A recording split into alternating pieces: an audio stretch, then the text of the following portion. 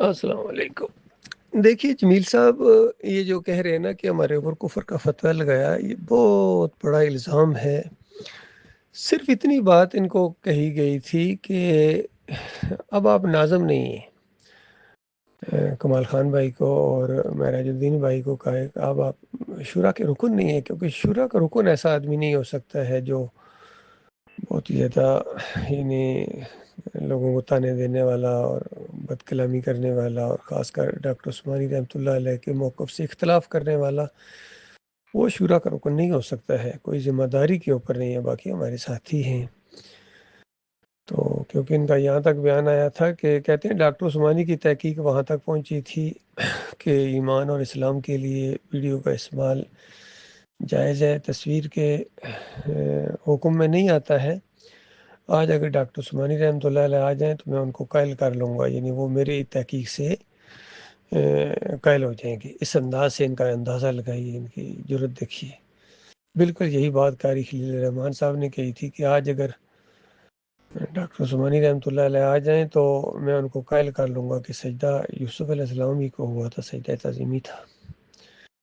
یہ ایبٹ آباد میں ایک پرانے ساتھی کبھی ہوا کرتے تھے، عارف صاحب، اب وہ یہ بخت زدہ کے ساتھ، ہادی کے ساتھ مل گئے۔ ان کا ایک بیٹا ہے جو ابھی بالکل نوجوان ہے، یہ اس وقت پیدا بھی نہیں ہوا تھا جب ہم لوگ بازاروں میں دعوت اللہ کر رہے تھے، الحمدللہ، اور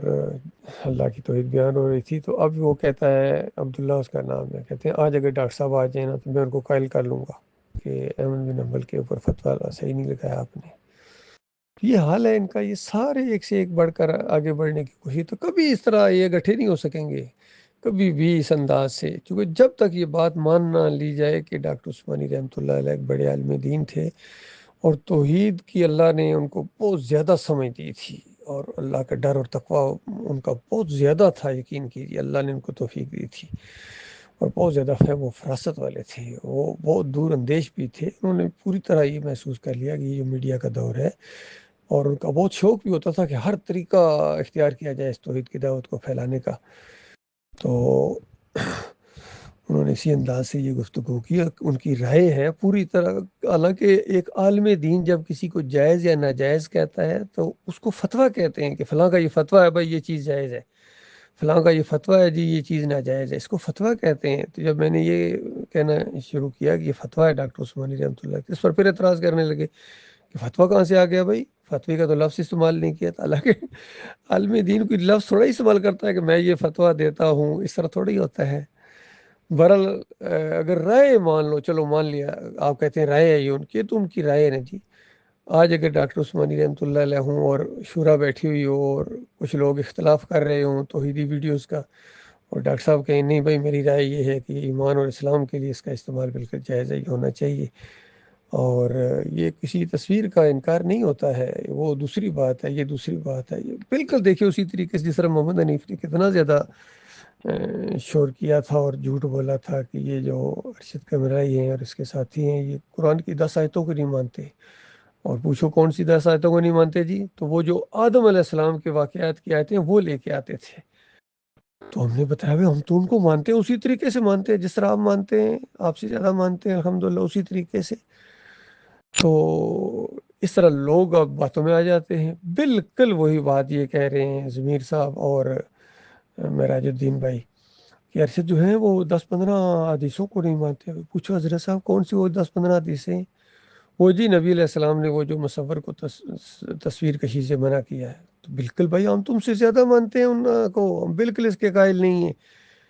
کہ کوئی مصور سے تصویر بنائے اپنی،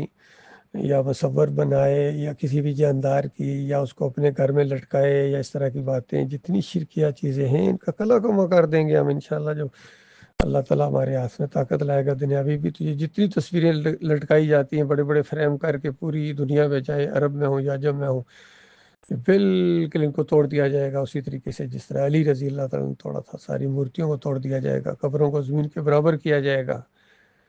باقی یہ ویڈیوز کے ذریعے تو توحید کی دعوت دی جا رہی ہے، اور یہ نقطہ بھی ذہن میں رکھیں، اللہ تعالیٰ نے بہت جگہ یہ قرآن کی آیت دہرائی ہے کہ قیامت کے دن اللہ تعالیٰ اختلافات کا فیصلہ کرے گا، جس کسی کے درمیان کوئی اختلاف ہوا قیامت کے دن فیصلہ ہو جائے گا۔ تو ایک دن یہ کیس بھی لگے گا اللہ کی عدالت میں کہ ان کا جھگڑا تھا آپس میں، ہاں بھائی کیا مسئلہ تھا جی، یہ کہیں گے کہ یہ یا اللہ یہ ویڈیو بناتے تھے، اچھا جی ویڈیو میں کیا کہتے تھے جی؟ ویڈیو میں کہتے تھے اللہ داتا ہے، اللہ دستگیر ہے، اللہ مشکل کشا ہے، اللہ حاجت روا ہے، اللہ غوث ہے، اللہ کے علاوہ کسی کو مت پکارو،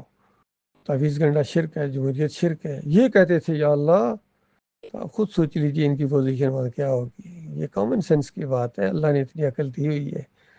تو بہت زیادہ انہوں نے پروپیگنڈا کیا، یہ پروپیگنڈا ان کے خلاف جا رہا ہے آہستہ آہستہ، کیونکہ جو کسی کے لیے گڑھا کھولتا ہے نا، یہ قانون فطرت ہے، وہ اس میں خود ضرور گرتا ہے۔ تو اب یہ معراج الدین بھائی جو ہے نا خاص کر یہ اس گڑھے کے اندر گر رہے ہیں، تو اب یہ تھوڑا سا اپنا دکھا رہے ہیں۔ میری تو دعا رہتی ہے اللہ تعالیٰ ان کو سمجھ عطا فرمائے، اور دین کے لیے جو کوششیں ہو رہی ہیں اس کو اکٹھے ہو کے سب بھائی مل کے کریں، جو جس کی فیلڈ ہے اس میں آگے بڑھے۔ ماشاءاللہ ہر بندہ اپنی فیلڈ میں ماہر ہے، تو یہ دوسرے سے